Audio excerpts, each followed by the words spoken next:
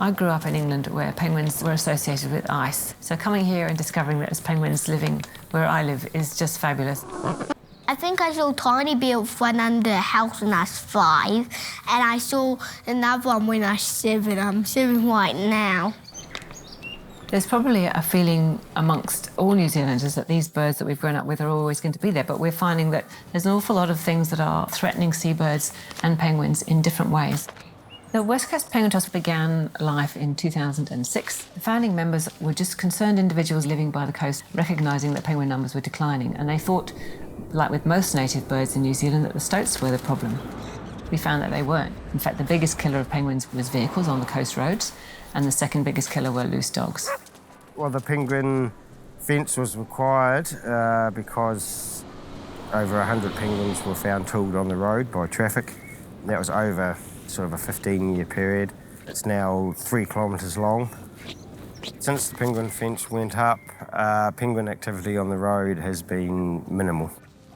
This year we're going to try and see if the numbers are increasing as a result of that penguin fence.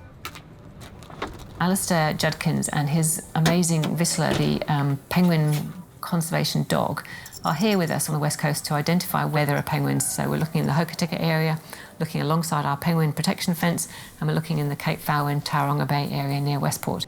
Where is it? Off you go. The penguin dog, Menna, is extraordinary.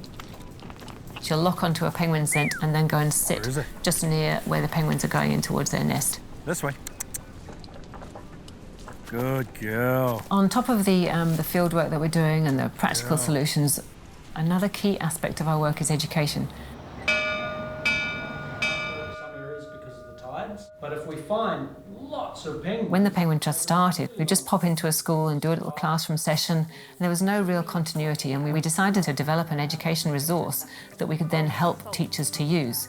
So today we're all going to have a go at drawing our own blue penguin. I didn't know much about them until I heard Lucy's talk. I like how they're so small and they all have like their different personalities. The little blue penguin is your neighbour. If we're successful at teaching our values to school children, they will grow up valuing penguins, and they might even become the conservationists and the advocates for penguins in the future. They're an important animal. They're very cute, and lots of people like them. Penguins are part of our natural heritage. They're part of our history and who we are. We really need to work hard to keep them here, keep them in our coastal areas. To continue our work, we need funding always, so it could be a fantastic grant from the ANZ Star Foundation, it might be a pub charity for a specific project, it could be a grant from the Department of Conservation. Any fund that matches our objectives and whatever support we can have to get there is really important.